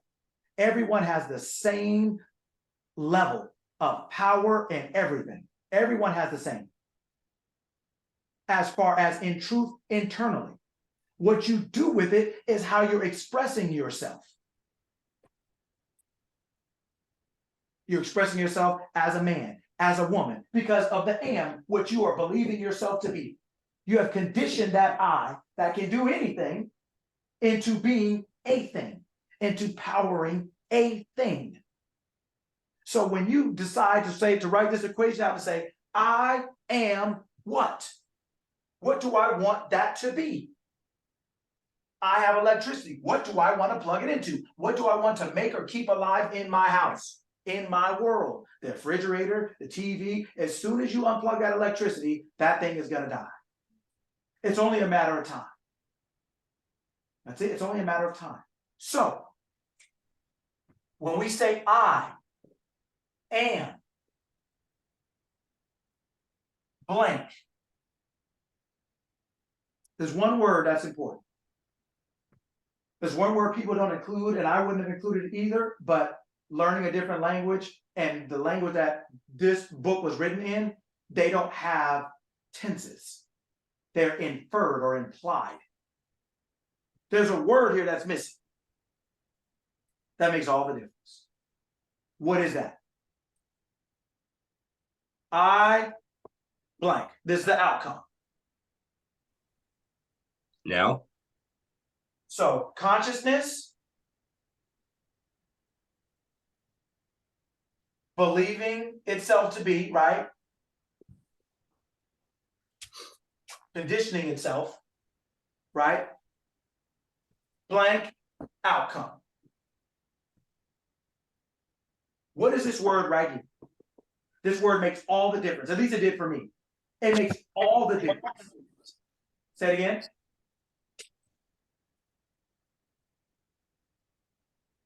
is it between the outcome and the am? Is that what you're looking for? The space there?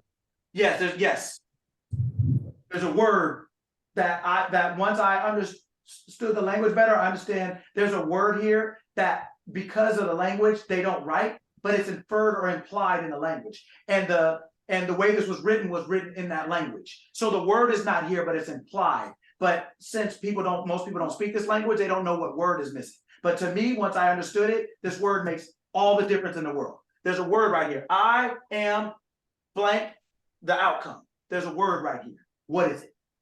Is it now or always? Okay. You Is said it it. all?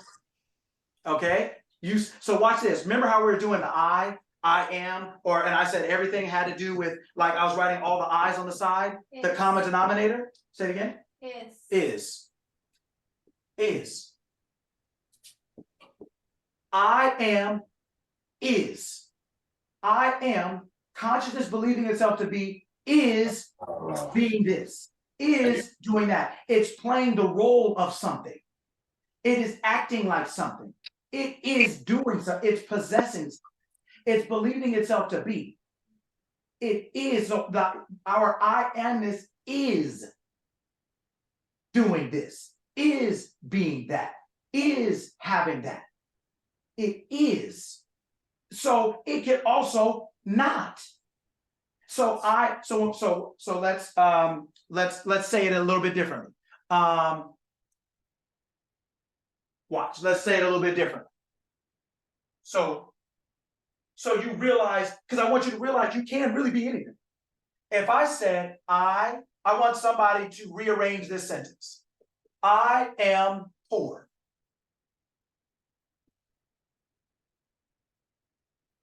How can we rearrange that sentence properly? Poor I am, Okay, or poor am I. okay. Who else?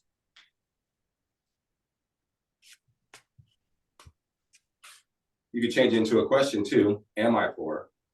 Okay. But what did I say about the word that's missing? Is. Is. So how can we rearrange that sentence with that? I am is poor. Is I am poor. Okay. Is Okay. Okay. Close. But think about it, right? Remember, you're not your body. Remember, you're a person, a persona. That means character or mask. This is not real. You're just acting. This is like when you take a 6-year-old to a basketball game and it's preseason and they don't know it. So they think it's literal, right? So they're like, how come Steph Curry's not playing if you're out here in Oakland? How come Steph Curry's not playing? How come Draymond is not playing? And you're like, oh, it's not a real thing. They're like, what do you mean it's not real? I'm here. They got the uniforms on, the lights is on, it looks real to me. But only the mature mind can separate preseason from the regular season. They think the immature mind or the younger mind takes everything literally.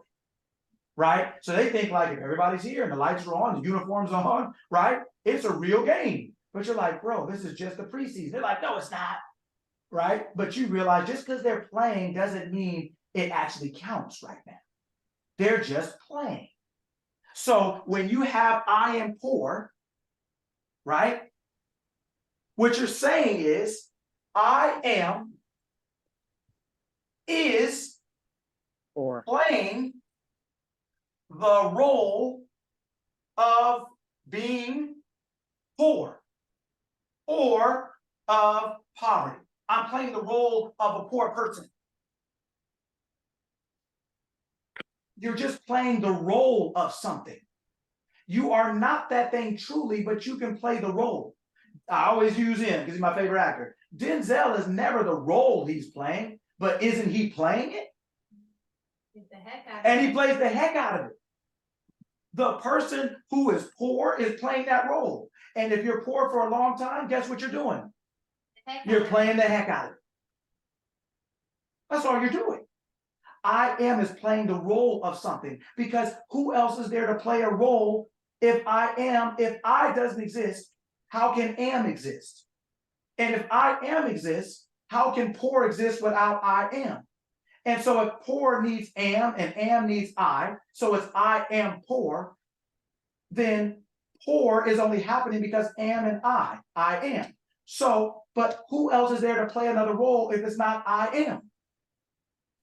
Who else is going to play a role? Right? No one. So it's just a role. It's not real. It's not you. It's not something you have to stay in or that you ever have to get in. But it's something we can fall into in our ignorance. It's the ignorance tax. It is what our ignorance is costing us that we get no benefit from. We're just either being taxed, we're either giving our money away, or it's being taken from us with no value. We didn't even make on the money that we're giving away or that we're being taxed from. It's ignorance tax. It's the belief in poverty. It's poverty doesn't exist without the belief. Because nothing exists without the belief. Because consciousness is always believing itself to be. That's the only way things exist. It's just a role. So you can play a new role. Once you realize it's just a role, you can play a new role. You can say, you know what? If this is just a role, let me go on right ahead and let me just wipe this up real quick.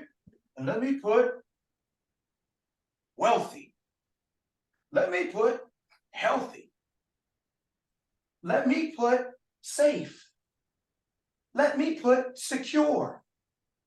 Let me put successful.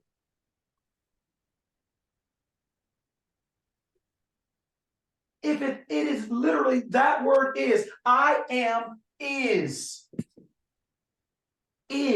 I am is playing the role. It is believing itself to be something. And so the I, just like I think Leslie said earlier, the I then going through this thing, I jump basically goes through, but we're going to put it over so you can see it. It basically goes all the way through to power the outcome. I is making wealth alive in your experience because it believes itself to be wealthy. It's playing the role of a wealthy person, and the wealthy person is Natasha, is Justin. It's playing the role. It needs a body to play this role through. It needs a physical thing to express its invisible self. There's two parts of you always. The true you, the invisible you that no one can see, and then your representative called your body with your name. But you need your body with your name in order to express yourself physically in this physical plane. Right? So, but if you know that it's just a role, that you can change and say, I am now consciously being this. I want my I am. I'm going to use the power that does everything. I'm going to condition it to say, I am. My awareness, my consciousness is now believing itself to be wealth. I'm playing this role through my body, through this body called whatever our names are. It's just a role. It's not real, meaning it's not involuntary. It's not something that you just have to stick with no matter what because you were born there. Or you don't have to be sick because you started off sick. They're just roles that you can get in and out of. The reason we're here on Saturdays is because we are in roles that we didn't realize we got into. We got into it because our parents told us, oh, you're a woman, you know how hard it is for women out here. Oh, you're black, you got to work twice as hard, 3 times everybody else to make it even. Right? Or it's just, you're now conditioning your mind to play a role, to have an experience. You're the only person to play the role. God is doing everything. That's why it says in the book, what does it say? I kill and I make alive. I wound and I heal. I am the Lord God and there is no other. This law of mine is the only thing that's working. And you are working this law this law is working everywhere. It's working in plants. That's why they grow on their own. It's working in animals. That's why the birds fly south, or the monarch butterflies fly from the north to the south down into Mexico from over here on this side at certain parts of the year. Shout out to my daughter and her monarch butterfly project a couple of years ago. I learned that one. But the point is, they do it because consciousness is working in every living thing. It's the only one to play the role of everything. So just like electricity can plug in 1,000 different things that look non-related or unrelated, do you think your computer is related to your refrigerator? No. But guess what? It's one thing that's making them both work. Electricity. I is making everything work. It's making everything work. A man, a woman, a blade of grass, the sun, the moon, the stars, the fact that the beach has a current, right? All of those things are being powered by one thing. No matter how different they may look, black, white, rich, poor, racist, not racist, sexist, everything is still being powered by the one thing, but it's believing itself to be this. So that is what is being played. That's the role. So when you realize that your I can believe itself to be, and therefore is, can therefore become wealthy, healthy, safe, secure, successful, and anything else, you can ditch the other stuff. You don't have to be anything you don't want. You don't have to remain that way. Hurt, sick, broke, mad. You can be whatever you want to be. Because no matter what it is, the equation starts here with I. Everybody's does. Everybody starts with I. This is number one. Then two, this is the condition. So this is the all power. It's omniscient, omnipotent, and omnipresent. This number one, this I. 2 am is now when you're going to start conditioning. So let's say you make soap, or you have some kind of creams, or you have a website, or whatever else it is. You take it from all possibility into something specific.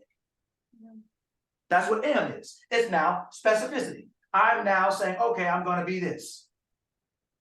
Is, right, is what really is like saying, okay, am is really specific and believing itself to be. I'm now going to play this role. I'm now role playing. And what role am I playing? Wealth, healthy, safe. And we talked about it last week. Why? Because you are the parent. So you can play I am wealthy because guess what? You are wealth itself. You're the creator of the resource itself because you are the source. Wealth is the source. Wealthy is the resource. It's the thing that's pulling from the source. And you are the source. You are the source. You, not Democrats, not Republicans, not a PPP loan, not discounts and sales and coupons. No, you are the actual thing itself, wealth. You are the actual source itself, prosperity. That's what allows you to be prosperous. You are the thing itself that you want to express. So all you have to do is use yourself to express your desire. You can be anything. With you, all things are possible. What does it say in the book? With God, all things are possible. And what else does it say? All things are possible to him, right? Mankind who believes. That means that if it's possible to mankind and to God, what did Jesus say? God and I and my Father are one. What is God's Father? God. What is God? I am. And the expression Jesus, the expression and I am are one. So you are always expressing what you are, what your I amness is believing itself to be. Jesus and wealth are the same things, expression. Natasha and wealth are the same things, expression. Leslie and health are the same things, expression. Johnny and success, Cynthia and security, Justin and safety are all one. They all start with you and end with you. Nobody can give them to you or take them from you. But you, in your ignorance, with that ignorance task, can cost yourself the opportunity to experience it. You could think you have to pay people for it. You got to work 8 jobs for it. If that's what you want to do, you can. It's just believing yourself to be, but you can believe yourself to be anything. That's the good and bad part of it. That is the free will we have. Because we are made in the image and likeness of God. It means we have the ability to believe whatever the hell we want to believe. And that, guess what that means? That means the good stuff and the insane stuff. We can believe the good stuff and the insane stuff. There's no limit to it because there is no good or bad to the law of mind.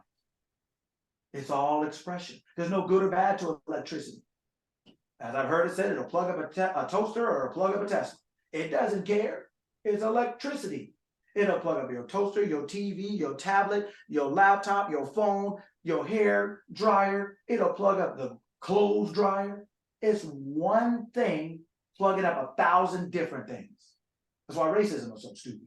It's the same form within different expressions, but there's only one form. That's like a dryer being racist against the TV. You both need electricity. What are you talking about? If I pull the plug out of both of you, who's better? What are we talking about? It doesn't even make it, it's not even reasonable enough to even be offended over. It's just like, if that's what you are, you're so ignorant, it's not even worth talking to you. You don't know enough to talk to me. I'm not gonna waste my time talking. If I pull this plug out of this dryer or out of this TV, and however long it takes, it's gonna be dark. Clothes gonna be wet. There ain't no drying up of that. There's no watching the TV unless you, I don't know, if you can stare at it, maybe something will come on, but it ain't not gonna happen. No matter what you want to be, it takes the eye. And no matter what you are, it takes the eye. So whether you want to be famous or a failure, the eye is still working. It's just working to be a famous or a failure. It's either working for you or working so-called against you, in the sense of, what are you conditioning it to be? Famous or a failure? Successful or sad? Everybody's literally doing their own thing. Because this is virtual reality. This isn't real. This is preseason. When we step out of this body, it doesn't count. We didn't die for real. The body died. The car died. We traded it back into the car dealership. This ain't over. We just, in this body, this identity, this body is over. But we live forever. So that is why we have no problem being, that's why there's no real problem once you understand. You can be anything. You already are. You already are. All things are possible to you. All things. All things. Your health, your business, your success, and not just the things themselves, but like we talked about last week, the sun don't struggle to come up. The moon don't struggle to come up for them to play their roles in their position. Blades of grass don't struggle. Waves on the ocean, the current doesn't struggle. So then why do we think we have to struggle to get something? When we're the same creator that made all those things. But if we didn't create them things and they're not struggling, well, the difference is because they don't have the conscience to change their mind. They can't put in struggle. We are the highest form of creation. We get to put in struggle. We actually get choices. The sun doesn't have a choice. The birds of a feather that flock together, they don't have a choice. Hey, summertime, time to go. Wintertime, time to go. They don't have choices. We are the only living thing that has a choice to be or not to be. We're the only living thing that has a choice. What if you water the grass every day and one day you're out there watering the grass? One day you're out there watering the grass and the grass was like, and you're like, oh yeah, this grass is gonna be good. I'm watering the grass. And the grass, you put the water on and it hit the grass and the grass is like, hell no. Absolutely not. Not today. Not today. I ain't coming into work today. Right? It's like, yeah, the grass doesn't have a choice. You're the only one that has a choice. Humanity is the only thing that is made in the image and likeness of God, of the Almighty. That is you in physical form. That is you before you got into this body. That's who you really are. And if everything else you made does exactly what you told it to do and nothing different, then guess what? What's your problem? You can tell your business exactly what to do, and it ain't gonna do nothing different. Tell your body what to do, it's not gonna do anything different. Tell your mind what to think, it's not gonna do anything different because you are the power. You are in control. And all we're doing is going from role to role, believing ourselves to be. But a lot of times it's just in ignorance. That's where we find ourselves in trouble. That's why we find ourselves in trouble. It's just in ignorance. Because we never get a break from being. God never gets a day off. Let's just say, right? God ain't never get no, God don't have no sick days. What if you prayed and there was an out of office message?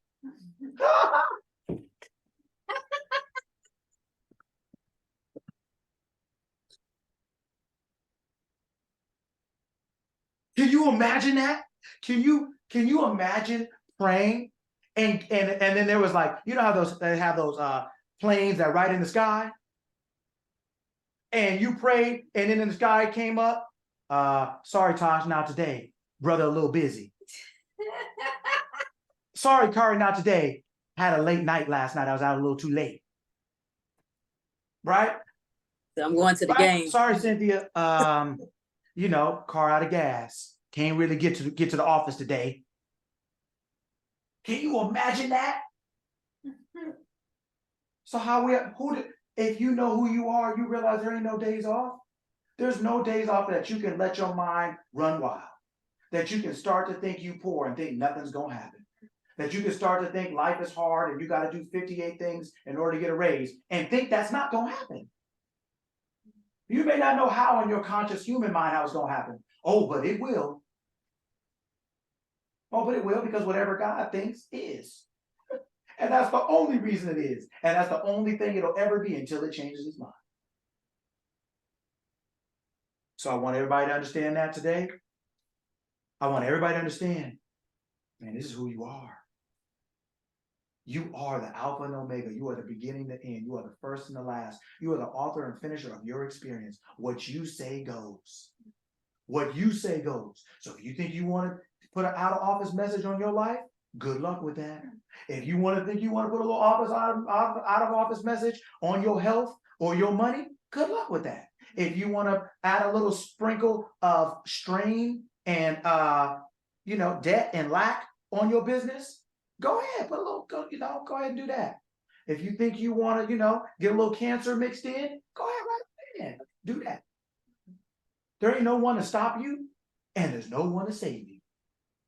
It's you are the common denominator. You are the power to be and not be. Famous or failure. Successful or unsuccessful. Easy or hard. Struggle or suavecito. Right? That's it. It's on you. It's up to you because it's all you. All right.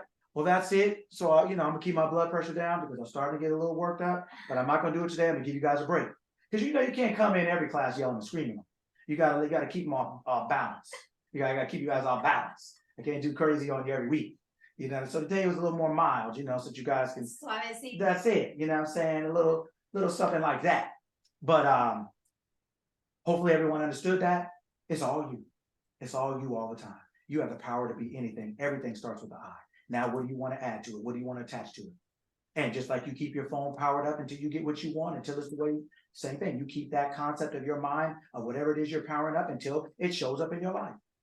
Stop unplugging it. Stop changing your mind. Stop doubting that electricity works. You can't see it. Nobody got a calculation for how many currents are going in per second. You don't know all that. You don't need to know how it's going to work. Just know that what you decided comes to pass because that's who you are. You don't need to know how it's going to work. Just know who you are and that it works because of who you are. That's all you need to know. The how will mess you up. It will mess you up every time. Every time it'll mess you up. It'll stop you from plugging in. You know what? If I plug my phone in, how many currents are going to go in? And how does it go from the thing? If you had to know all that before you plugged it in, nobody'd have a phone. Nobody'd have anything we talking on right now. But you don't have to know that. All you have to know is that it does and what you need to do to make it to work with it. That's it. All you have to know is that you are and what you want. And those two are enough to make it work. And just keep it plugged in till it shows up in your life, and it will. It already is here. It's just going to change your perspective. You're going to look out of a different window. Like we've been talking about. You're going to change your window. You're going to change your perspective, where and what you're looking at, and where you're looking from. Right? All right. Well, great work. Anything anyone wanted to say while we're here before we go? Any questions? Everybody kind of clear on what we're saying? Anything anyone wanted to say before I let you guys go to enjoy the wonderful weekend? I just want to say I enjoyed that a lot. I really like the outlet and the phone example that you used. That was really good. So thank you for that today. Oh man, appreciate it. Thank you. Yes, sir. I just want to say, as every week, mind blown again this week. Oh, thank you. Appreciate it. Thank you for coming. Yes, thank you. Good stuff, Coach Lucky. Good stuff. Thank you, sir. Always good to hear you, Justin. Thank you. Good to see you.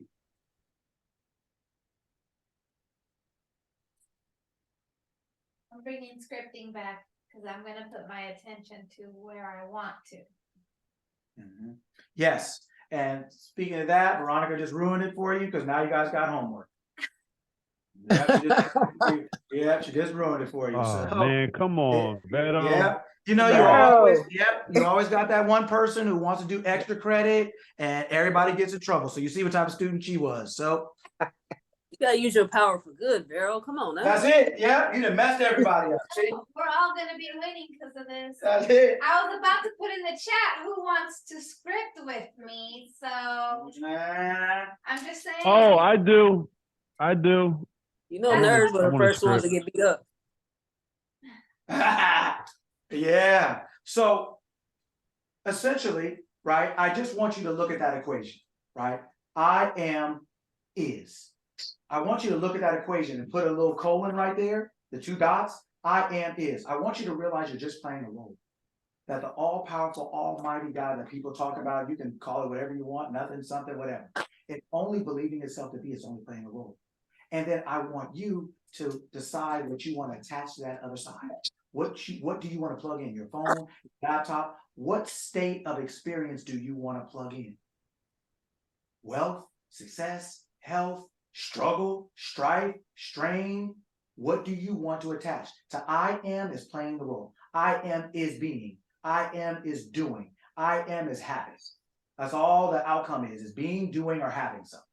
So I am is playing the role. What do you want? What role do you want to play? What roles do you want to play? Be like Tyler Perry, play more than one role, right?